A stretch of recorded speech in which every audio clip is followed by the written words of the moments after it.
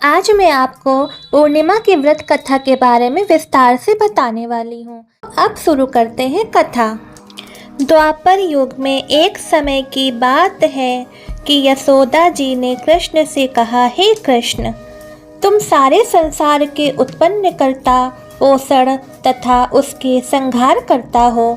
आज कोई ऐसा व्रत मुझसे कहो जिसके करने से मृत्युलोक में स्त्रियों को विधवा होने का भय ना रहे तथा यह व्रत सभी मनुष्यों की मनोकामना पूर्ण करने वाला हो। श्री कृष्ण कहने लगे, हे माता, आपने अति सुंदर प्रश्न किया है। मैं आपसे ऐसे ही व्रत को सविस्तार कहता हूँ। सौभाग्य की प्राप्ति के लिए स्त्रियों को 32 पूर्णिमाओं का व्रत करना चाहिए।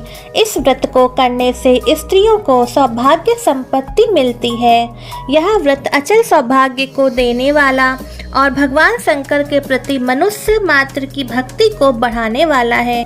यशोदा जी कहने लगी, हे कृष्ण, सर्वप्रथम इस व्रत को मृत्युलोक में किसने किया था? इसके विषय में विस्तार पूर्वक मुझसे कहो। श्री कृष्ण जी कहने लगे कि इस भूमंडल पर एक अत्यंत प्रसिद्ध राजा चंद्रहास से पालित अनेक प्रकार के रत्नों से परिपूर्ण कातिका नाम की नगरी थी। वहाँ धनेश्वर नाम का एक ब्राह्मण था और उसकी स्त्री अति सुशील रूपवती थी। दोनों ही उस नगरी में बड़े प्रेम के साथ रहते थे। घर में धन धान आदि की कोई कमी नहीं थी। उनको एक बड़ा दुख था, उनके कोई संतान नहीं थी।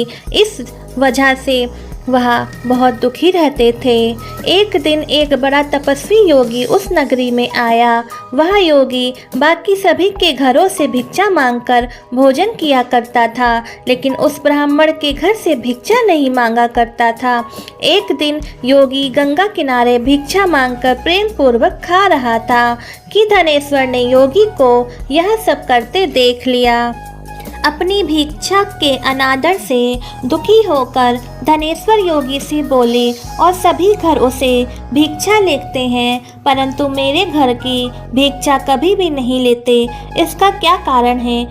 योगी कहने लगा कि आपके धर्म हमें इस बात की आज्ञा नहीं देता, क्योंकि अभी आप गृहस्थ जीवन में एक सुख से वंचित हैं। आपके घर संतान होने पर मैं आपके घर से भिक्षा स्वीकार कर लूँगा। उन्होंने कहा कि जिसे संतान नहीं है उसके घर से भिक्षा लेने से मेरे भी पतित हो जाने का भय है। धनेश्वर यह बात सुनकर बहुत दुखी हुआ और हाथ जोड़कर योगी के पैरों पर गिर पड़ा तथा दुखी मन से कहने लगा कि आप मुझे संतान प्राप्ति के उपाय बताइए। आप सर्वज्ञ हैं, मुझ पर अवश्य ही यह कृपा कीजिए। धन की मेरे घर में कोई कमी नहीं है, लेकिन मैं संतान न होने के कारण अत्यंत दुखी हूँ। आप मेरे इस दुख का हरण कीजिए। यह सुनकर योगी कहने लगे, तुम चंडी की आराधना करो। घर पहुंचकर उन्होंने यह सारी बात अपनी पत्नी को बताई और खुद वन चले गए।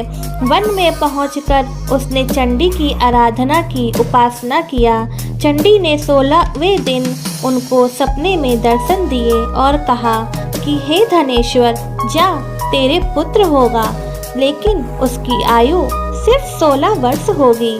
16 वर्ष की आयु में ही उसकी मृत्यु हो जाएगी।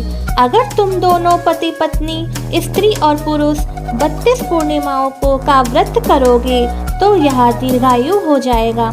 जितनी तुम्हारी सामर्थ्य हो उतने आटे के दिए जलाकर शिव जी का पूजन करना, लेकिन पूर्णमासी 32 ही होनी चाहिए। सुबह होते ही तुम्हें इस स्थान पर एक आम का पेड़ दिखाई देगा।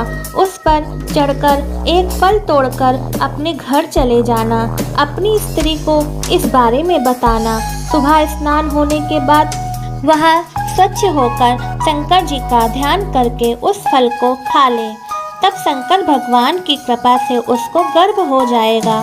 जब ब्राह्मण सुबह उठा तो उसे उस स्थान पर एक आम का पेड़ दिखाई दिया और वह उससे फल तोड़ने के लिए चढ़ा, लेकिन वह पेड़ पर चढ़ नहीं पा रहा था। यह देखकर उसे बड़ी चिंता हुई। उसने भगवान गणेश की उपासना की और कहा, हे दयानिधि, अपने भक्तों के विघ्नों का नाश करके उनके मंगल कार्य को करने वाले, दुष्ट का नाश करने वाले, रिद्धि सिद्धि देने वाले, आप मुझे इतना बल दें कि मैं अपनी मनोकामना पूरी कर सकूं। इसके बाद वह पेड़ से फल तोड़कर अपनी पत्नी के पास पहुंचा। उसकी पत्नी ने अपने पति के कहे अनुसार इस फल को खा लिया और वह गर्भवती हो गई। देवी की कृपा से उसे बहुत सुंदर पुत्र पैदा हुआ। उसका नाम उन्होंने देवी दास रखा। माता पिता के हर्ष और शोक के साथ वह बालक बढ़ने लगा। भगवान की कृपा से बालक बहुत ही सुंदर था, सुशील और पढ़ाई लिखाई में बहुत ही निपुण था। दुर्गा जी के कथनानुसार उसकी माता ने 32 पूर्णमासी के व्रत रखे। जैसे ही 16वां वर्ष लगा, दोनों पति पत्नी बहुत दुखी हुए, कहीं उनके पुत्र की मृत्यु ना हो जाए। उन्होंने सोचा कि अगर उनके सामने यह सब हुआ तो वो कैसे देख पाएंगे। तभी उन्होंने देवीदास के मामा को बुलाया और 1 वर्ष के लिए देवीदास को काशी में पढ़ने के लिए भेज दिया। 1 वर्ष के बाद उसे वापस ले आना। देवीदास अपने मामा के साथ एक घोड़े पर सवार होकर चल दिया। उसके मामा को यह बात पता नहीं थी। दोनों पति पत्नी से 32 पूर्णमासी का व्रत पूरा किया। दूसरी तरफ मामा और भांजा दोनों रात गुजारने के लिए रास्ते में एक गांव में रुके। उस दिन उस गांव में ब्राह्मण की कन्या का विवाह होने वाला था। जिस धर्मशाला में वर और बाराती रुके थे, उसी धर्मशाला में देवीदास और उसका मामा ठहर गया। उधर कन्या को तेल आदि चढ़ने के बाद जब लग्न का समय आया तो वर की तबीयत खराब हो गई। वर के पिता ने अपने परिवार वालों से विचार विमर्श करके कहा, यहाँ देवीदास मेरे पुत्र जैसा ही है, इसके साथ लग्न करा दूं और बाद में बाकी सारे काम मेरे बेटे के साथ पूरे हो जाएंगे। ऐसे कहने के बाद वर के पिता देवीदास को मांगने के लिए उसके मामा के पास गए। उन्हें सारी बात बताई। मामा ने कहा कि कन्यादान में जो कुछ भी मिलेगा वो हमें दे दिया जाए। वर के पिता ने यह बात स्वीकार कर ली। इसके बाद देवीदास का विवाह कन्या के साथ संपन्न हो गया। इसके बाद वह अपनी पत्नी के साथ भोजन न कर सका और मन में विचार करने लगा, न जाने यह किसकी पत्नी होगी।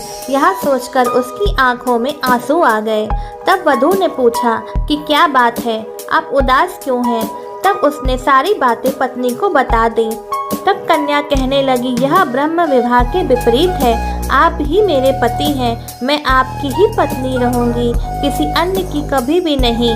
तब देवीदास ने कहा, ऐसा मत करिए, क्योंकि मेरी आयु बहुत कम है, मेरे बाद आपका क्या होगा। लेकिन उसकी पत्नी नहीं मानी और बोली, स्वामी आप भोजन कीजिए। दोनों रात में सोने के लिए चले गए। सुबह देवीदास ने पत्नी को 4 नगों से जड़ी एक अंगूठी दी और एक रुमाल दिया और बोला, हे प्रिय, इसे लो और संकेत समझकर स्थिर चित्त हो जाओ। मेरे मरण और जीवन जानने के लिए एक पुष्प वाटिका बना लो, उसमें सुगंध वाली एक नव मल्लिका लगा लो, उसको प्रतिदिन जल से सींचा करो और आनंद के साथ खेलो कूदो। जिस समय और जिस दिन मेरा प्राणांत होगा उस दिन यह फूल सूख जाएंगे। जब यह फिर से हरे हो जाए तो जान लेना मैं जीवित हूँ। यह समझाकर वह वहाँ से चला गया। इसके बाद जब वर और बाकी बाराती मंडप में आए तो कन्या ने उन्हें देखकर कहा कि ये मेरे पति नहीं है, मेरे पति वहाँ हैं जिनके साथ रात में विवाह हुआ था। इनके साथ मेरा विवाह नहीं हुआ है। अगर यह वही है तो यह बताएं मैंने इनसे क्या बात की थी। साथ ही कन्यादान के समय क्या आभूषण मिले उन्हें दिखाएं। कन्या की यह सारी बातें सुनकर वह कहने लगा कि मैं यह सब नहीं जानता। इसके बाद सारी बारात भी अपमानित होकर लौट गई। भगवान श्री कृष्ण बोले, माता इस प्रकार देवीदास काशी चला गया। कुछ समय जब बीत गया तो एक सर्प उसको डसने के लिए वहां आया, लेकिन वह उसको काट नहीं पाया। क्योंकि उसकी माता ने पहले ही 32 पूर्णिमा का व्रत कर लिए थे। इसके बाद खुद काल वहां पहुंचा। भगवान की कृपा से तभी वहां पर माता पार्वती, भगवान गणेश जी आ गए। देवीदास को मूर्छित दशा में देखकर माता पार्वती ने भगवान शिव से प्रार्थना की कि हे महाराज, इस बालक की माता ने पहले 32 पूर्णिमा के व्रत कर लिए हैं, आप इसको प्राण दें। उधर उसकी पत्नी उसके काल की प्रतीक्षा कर रही थी। उसकी पत्नी ने जाकर देखा कि पुष्प और पत्र दोनों ही नहीं है, तो उसको बहुत आश्चर्य हुआ। और जब उसने देखा कि पुष्प वाटिका फिर से हरी हो गई है, तो वह समझ गई कि उसका पति जिंदा है। इसके बाद वह बहुत ही प्रसन्न होकर अपने पिता से कहने लगी, मेरे पति जीवित हैं, उनको ढूंढिए। जब 16 वर्ष व्यतीत हो गए तो देवीदास भी अपने मामा के साथ काशी चल दिया। इधर उसकी पत्नी के परिवार वाले उसे ढूंढने के लिए जा ही रहे थे कि उन्होंने देखा कि देवीदास और उसका मामा उधर ही आ रहे थे। उसको देखकर उसके ससुर बहुत प्रसन्न हुए और उसे अपने घर ले आए। वहाँ सारा गांव इकट्ठा हो गया और कन्या ने भी उसे पहचान लिया। देवीदास ने इसके बाद अपनी पत्नी और मामा को लेकर वहाँ से चल दिया। उसके ससुर ने भी उसे बहुत धन दहेज देकर विदा किया। भगवान शिव ने माता पार्वती के कहने पर उसे प्राण दान दे। जब वह अपने घर की तरफ चल रहा था तो उसके माता पिता को लोगों ने खबर कर दी कि तुम्हारा पुत्र देवीदास अपनी पत्नी और मामा के साथ आ रहा है। ऐसा समाचार सुनकर पहले तो उन्हें विश्वास नहीं हुआ, लेकिन जब देवीदास आया और उसने अपने माता पिता के पैर छुए तो देवीदास के माता पिता ने उसका माथा चूमा और दोनों को अपने सीने से लगा लिया। दोनों के आने की खुशी में धनेश्वर ने बहुत सी दान दक्षिणा ब्राह्मणों को दी। श्री कृष्ण जी कहने लगे कि इस तरह धनेश्वर को 32 पूर्णिमाओं के व्रत के प्रभाव से संतान प्राप्त हुई। जो स्त्रियां इस व्रत को करती हैं वह जन्म जन्मांतरों तक वैधव्य का दुख नहीं भोगती हैं, यह और सदैव सौभाग्यवती रहती हैं। यह मेरा वचन है। यह व्रत संतान देने वाला और सभी मनोकामनाओं को पूर्ण करने वाला है।